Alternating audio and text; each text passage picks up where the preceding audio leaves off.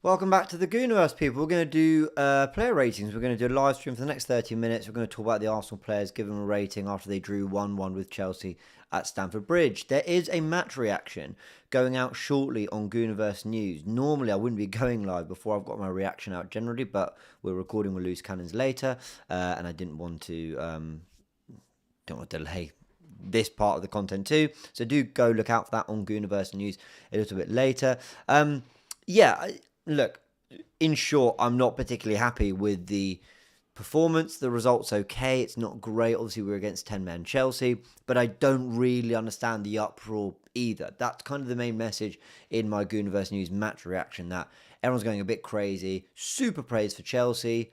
Quite a lot of criticism for Arsenal. I don't really get it. And I break that down in that video. I'm not here to talk about all that here. I'm here to talk about the players, their performances, and where I think they could and should have been better. Please do send in your comments, your thoughts, and I will react to everything that you send in. But what we're ultimately going to do together, which we always do together, is this. The player ratings. You can see the players there. There's not too much in the way of analysis, I've got to say. I mean, early doors, I think huge credit to Reece James. I thought he was brilliant. When Caicedo did go off injured, I thought they did a really good job of just moving Enzo back and keeping it quite sharp. And I thought their decision to bring Esteval off and go Neto and Garnacho as the wingers was quite smart too, because it meant that they constantly had pace and outlets. That was clever from Chelsea. Good battle with Saka and Cucurella. I have to say, while Timber is going to get a high rating from me because I thought he played well, this was one of those games where I still believe, for all his brilliance, that him and Saka don't have the dynamic that Saka and prime Ben White had.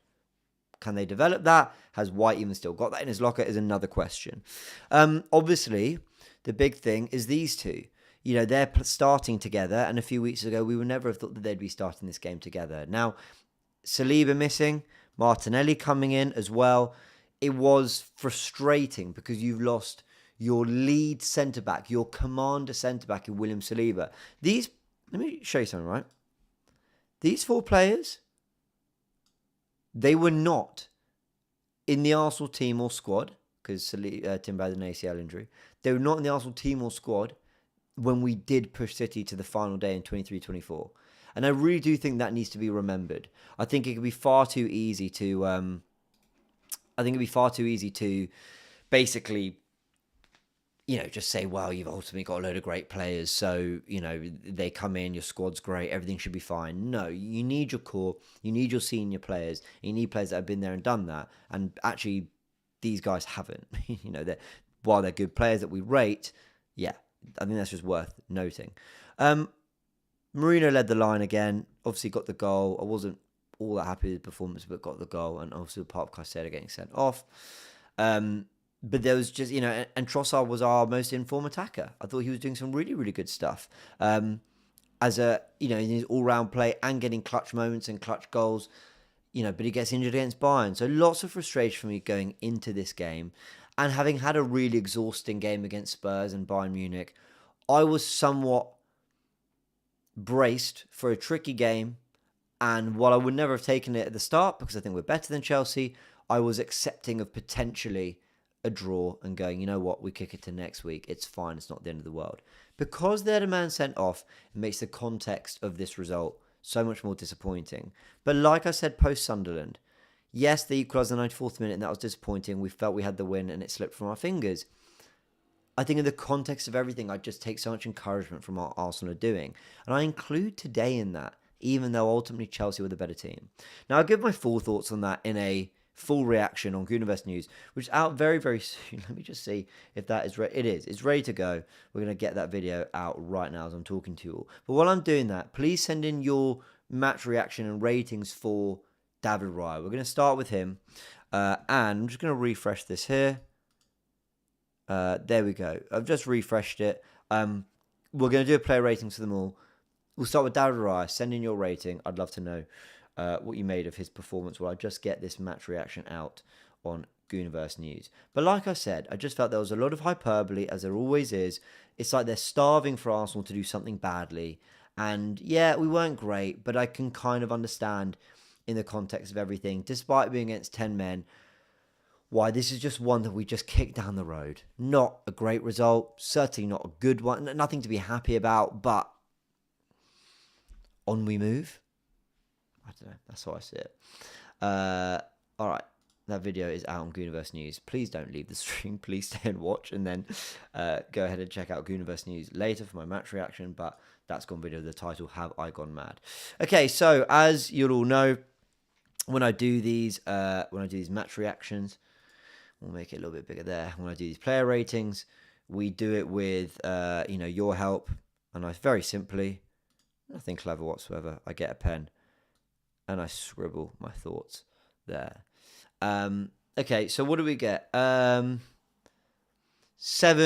a lot of 7s, a 5, a 7/8, 6, 7. Great distribution first half. Yeah, I'm going to give Raya a... This is difficult, you know. I'll give him a 7. I think he was good. I think he was good. And that's it. I don't really have much more to say. Let me know your thoughts on the back four then, people. What are you giving for Timber, Mosquera, and Capia Calafiore? Give me a name and give me a rating. I think we'll start with Timber, and while they're all coming in, I'll just give some thoughts on him. I'm going to give him...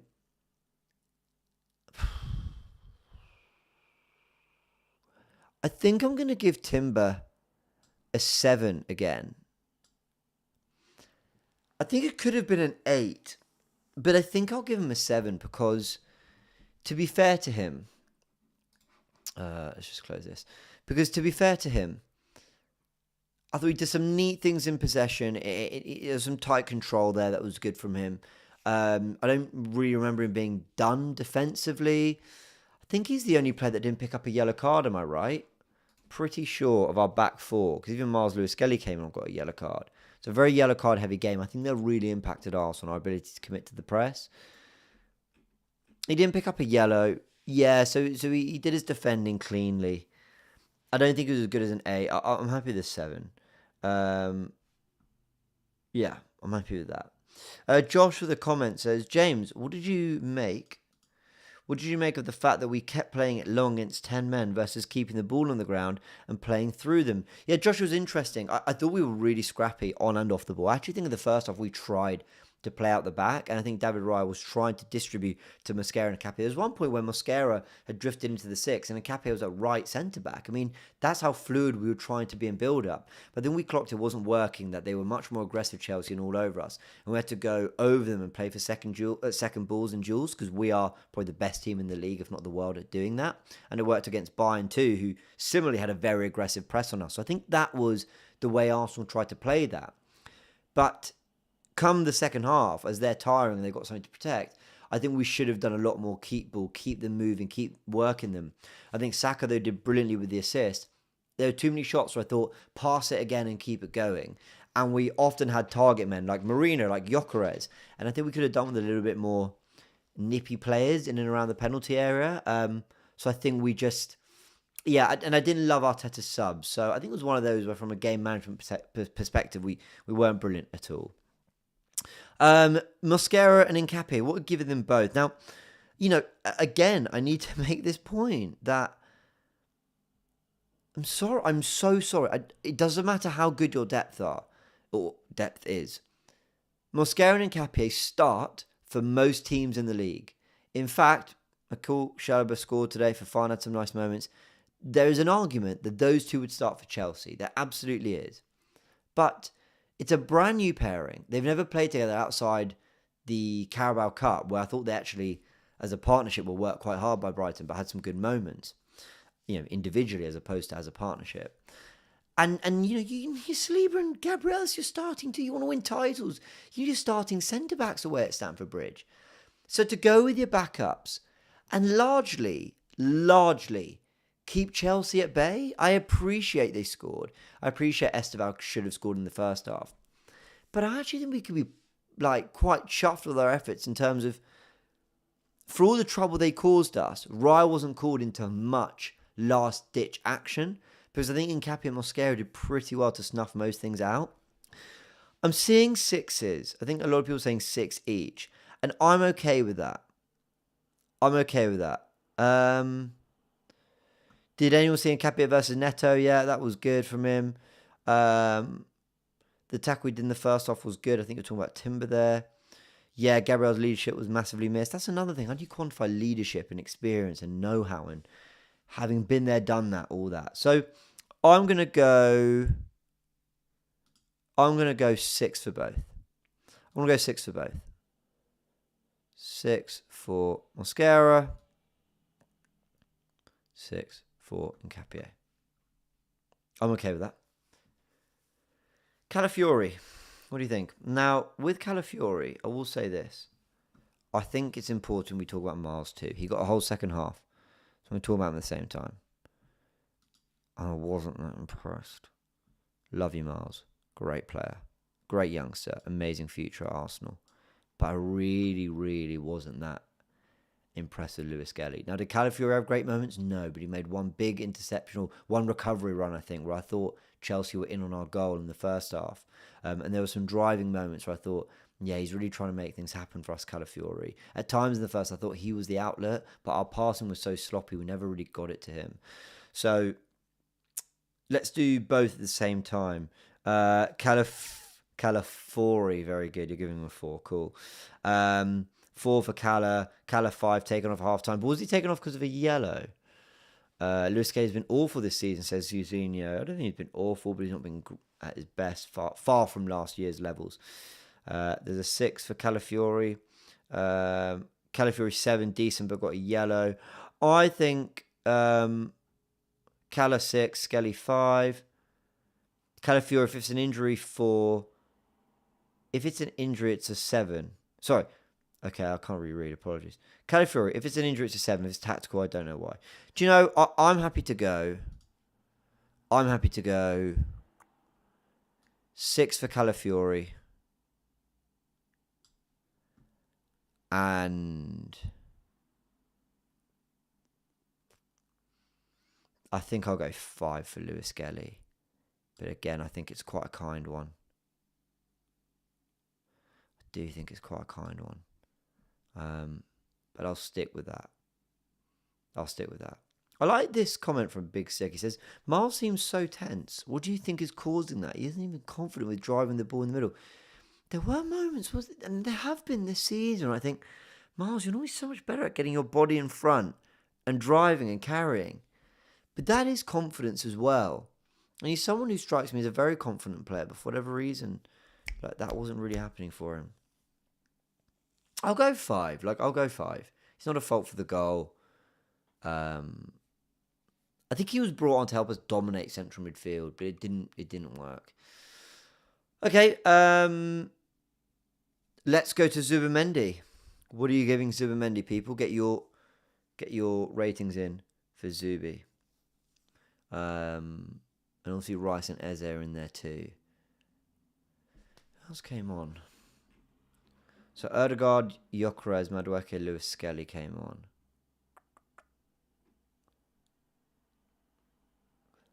I'm going to go 3 for Zubimendi, 5, 2. Obviously got booked early in the first half. There was one interception which I thought was really good in the first half. I thought that created a little turnover moment for us. I thought that was quite brave on a yellow card to go charging in like that and win the ball. Zubi was weak, nothing over a 4, says Graham. Zubi poor, gives a 4, says Big Stick. Zubi 5. Zubi 6, played too safe after the early yellow. 5, missed a lot of passes. Don't think he was as bad as people are saying. I agree, I don't think Zubimendi was as bad as people are saying. I'm going to go...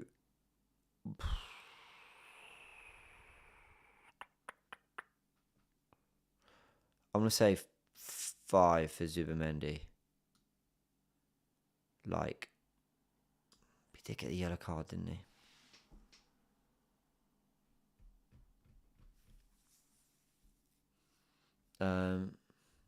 This is really difficult. Do you know what? I'm not. and I'm a huge Zubimendi fan. I've given him a lot of credit, but I'm actually going to give him a 4.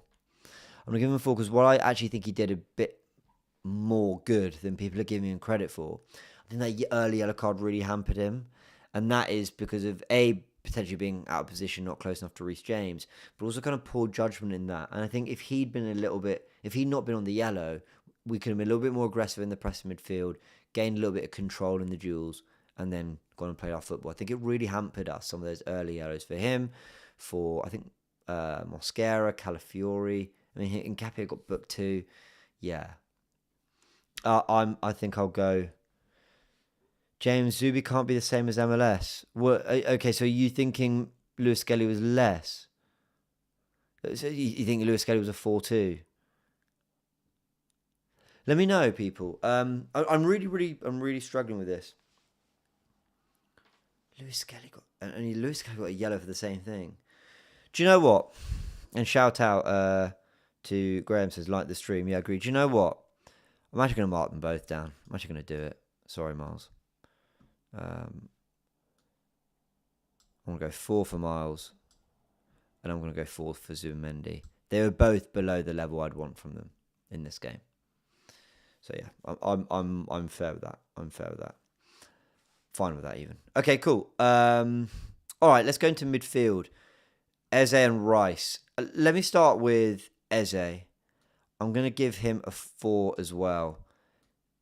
If a 5 is fine, and I probably should have used this reasoning for Zubimendi and Lewis Skelly, I don't think he was fine. I think Eze really struggles to get on the ball and have any impact whatsoever.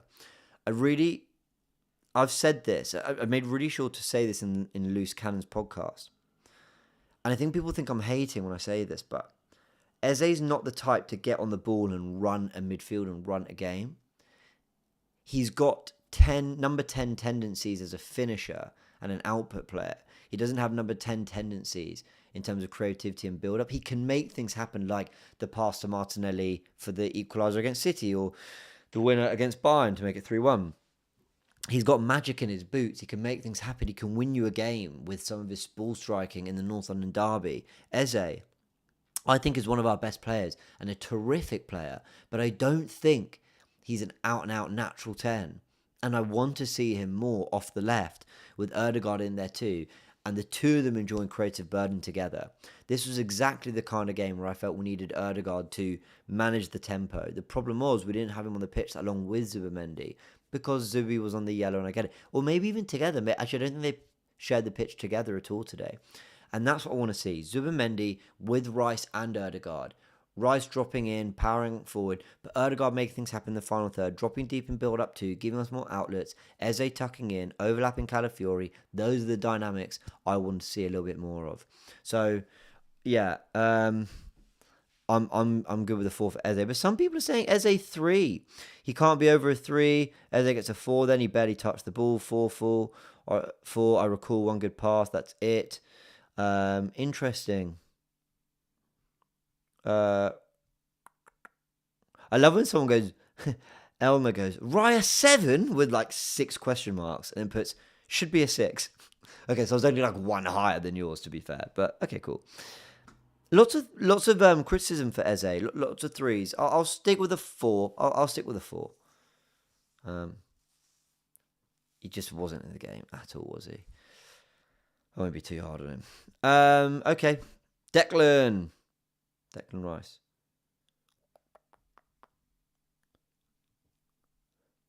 It's no less than a 7 for Declan Rice. But I thought he was better than Timber and Raya. And I'm actually very comfortable giving Declan Rice an 8. Now, a lot of you might think that's very dramatic, but huge tackle on Neto in the first half. Some big blocks and moments in the second half. We defended the penalty area brilliantly. A couple drives forward. Don't think the set pieces were brilliant, but I don't really know how many we had. Yeah, I thought Rice once again tried to step up to the occasion. He was better against Tottenham. He was better against Bayern. I agree. But I thought he did pretty well against a very physical, industrious Chelsea midfield. Enzo, Caicedo, Reece James. You know, they were really difficult to play through. João Pedro was a handful. Esteval, Neto, Garnacho with their pace and quality. And any duel that Rice got into, he largely came out of it with the ball. So I'm going to give him an 8. I think I genuinely think he was very, very good, and I'm happy for him. 8 is very good, 9 is amazing, 10 is like out of this world. Okay, 6, some good tackles, but more needed. Though I do agree he was sensible enough not to go all out. Rice set up Martinelli for a shot in the first half. Oh yeah, right. You're right. That was a good moment from Rice where he played some good football with Calafiori, and that's another reason why Calafiori I think also gets a decent score. And he rolls it to Martinelli. Yeah. I'm good with an 8. I think Declan Rice was the one making things happen. So fair play to him. Give me a whole front three: Saka, Marino, Martinelli. What are you giving those three? I'm going to start with the weakest of the lot. Martinelli gets a 4 for me as well. I have to say, wasn't impressed with him at all. Just didn't have the beating of his man. That shot, I think he could have done a bit better with. That was referenced just there. I just wasn't.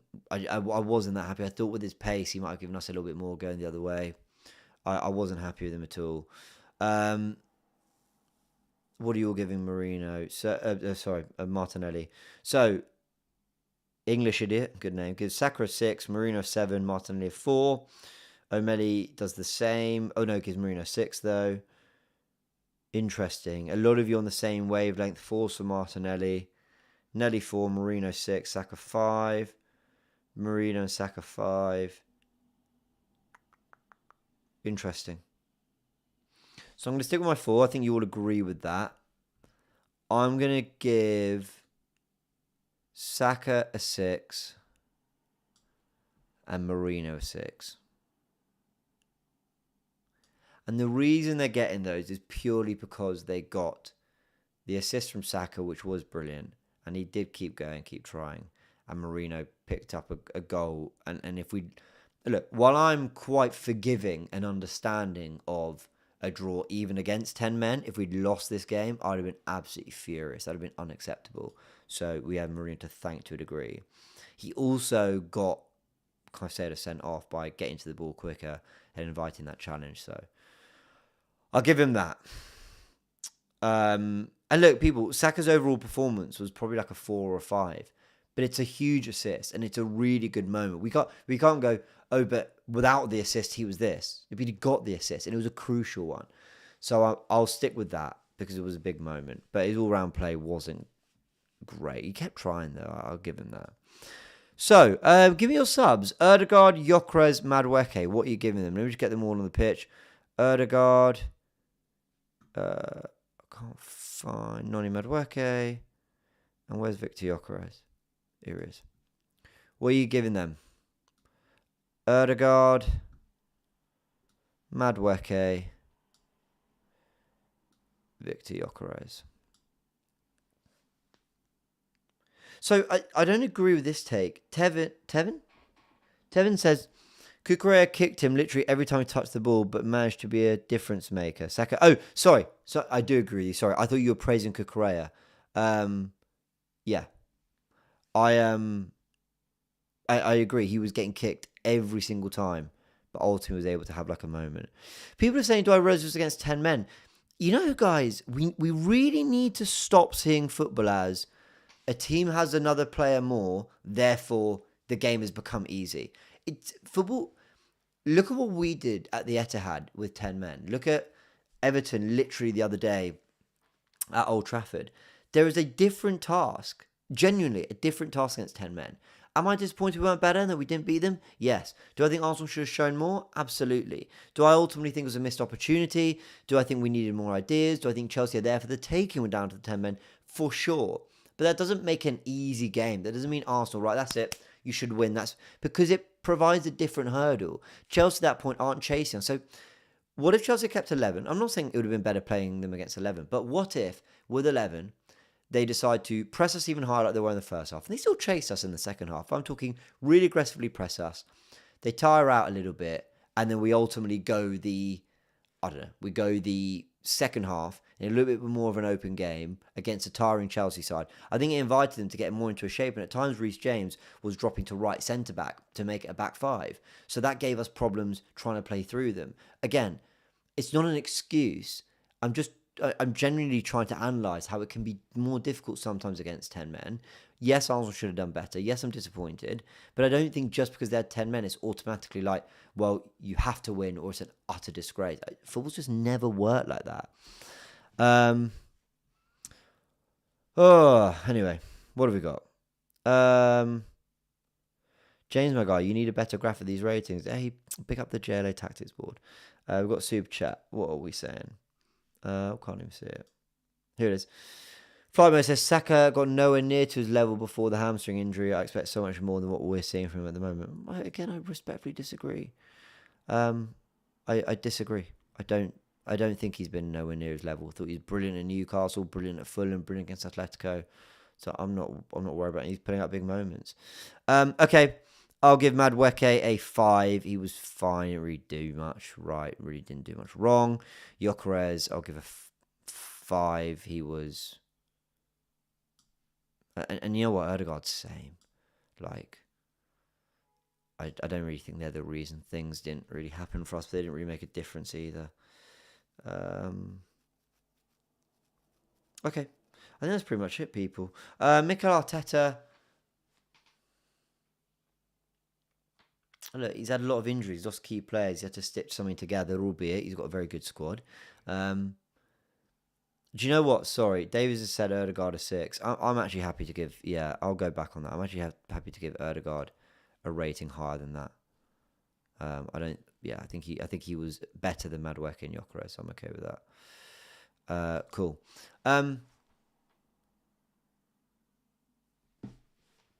Yeah, Arteta, I think, to be fair to him, like, it would have been frustrating going into this game, with that being the injury situation, with that being the 11 he had to put out, the amount of changes he had to make, and, I get it, but I think against 11 men, I think he could have done more off the bench to impact a change in rhythm, and he never got control of this game, tactically, technically, anything like that. That's the team. That's Arteta too. He's had a lot of praise in the last few weeks, and rightly so, Mikel. He's done a terrific job. I think this one, Maresca outthought him in quite a few ways, in my opinion. So I'll give Arteta a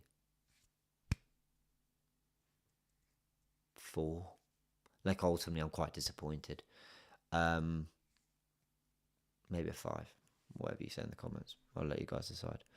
All right, people. We're going to leave it there. I hope you've enjoyed this. I hope you've enjoyed this stream, this player ratings. Obviously, this is my chance to be able to talk about every player in detail. With the match reaction, I'll talk about the game, I'll talk about the narrative, I'll talk about the general reaction, and the general, 90 minutes. But here I'm able to go through the players in a bit more detail, talk tactics a little bit more. I don't think there's too much to say tactically about this game because they had 10 men for so much of it, and we were being pressed all over the pitch. I don't know what tomorrow's video on the Goonerverse is going to be on, but go look it up. I think I really want to talk about the context of the title race and why we should be really, proud of what the team are doing despite a disappointing result today. But I'll try and make sense of that in some prep tonight. Anyway, I hope you've enjoyed this video. Please do like the stream if you did enjoy it. If you're watching it a little bit later, get me your comments and your play ratings in the comment section below. And hype the video, all that. Subscribe to the channel so more people can find the Goonerverse and be a part of all this. Big thanks. I really appreciate you all genuinely tuning in and giving your thoughts and helping me build these player ratings. I really appreciate it. Love to you all, and I'll see you all very, very soon.